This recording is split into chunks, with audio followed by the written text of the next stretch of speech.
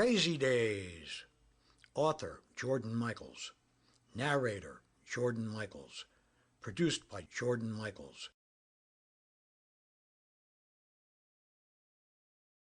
Life is a cosmic comedy of vast proportions. This story tells the tale of two souls thrown together by fate and mixed to a frappe in the blender of life.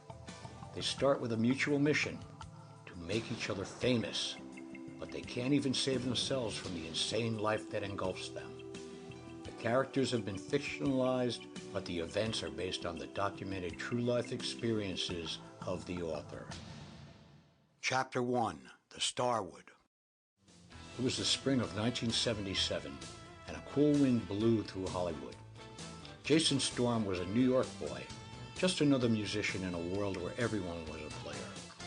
But every Friday night he would become a fearless white hunter, stalking the coolest caves in town.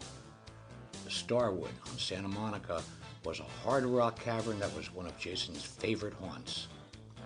He constantly met some of the more unique characters of Tinseltown, wandering its dark corridors of noise. The punk movement was just gaining momentum, and the Sex Pistols were breaking "God Save the Queen." The spirit of the 60s was gone forever, except in Jason's fingertips. His impatient boot heels clicked rhythmically on the sparkling granite pavement as he carried his precious Gibson in his well-worn tweed case.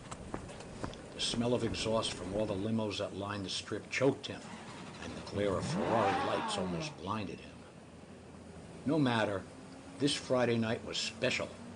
He had recently persuaded the flaky club owner of the Wood, as he called it, to let him open for a better-known band with a ragtag thrown-together trio he called Jason Storm and the Thunderbolts, as if he thought he was Zeus. They played loud, loose, punk-style rock, and had rehearsed together just 3 times. Jason picked these guys up off the street and didn't even know if he would be able to find them for the next gig. But they were there now and ready to rock. It was amazing the amount of dedication that $20 a guy could buy. As he entered the club, he waded through a stream of clamoring clowns, held his scepter high, and was allowed to pass, almost as a testament to his talent. He strutted backstage and proceeded to do a quick sound check. His black Les Paul Custom was his only friend, and he felt like the barker at a 3-ring freak show. He cranked up his Marshall and blew it out like a draconian dragster getting the green light, leaving behind a trail of smoke and fire. The floor was flooded with red and green-haired icons in a sea of leather and chains. Raucous boys razzed him from the punk mob. What a bunch of phonies. They looked like street people, but Jason knew most of them were rich kids, pretenders to the throne.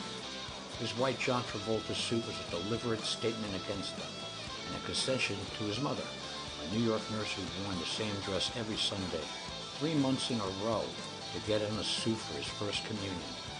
He was only 7 then, and now 18 years later, Jason Storm stood out, just as Stella Storm wanted. He thought that suit made him look a little bit like Robin Zander, the hot lead singer for another new band, Cheap Trick, except that Jason had Paul Newman eyes. After a short high-energy set of controlled insanity, Jason needed a stiff drink. He strolled through the deep, dark club, eyeing the hot groupie girls that hung out with the spandex and leather boys.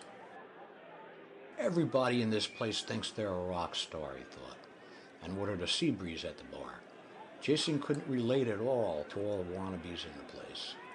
It was 10 past midnight and he evaded Diana, mistress of the night, a girl with purple lipstick and green nail polish who sang one of her own compositions, Ode to a Dead Cat.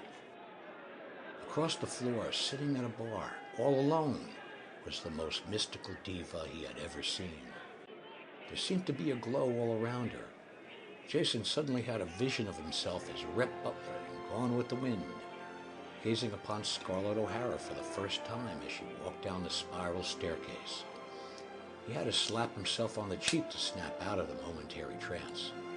He rubbed his eyes in utter disbelief.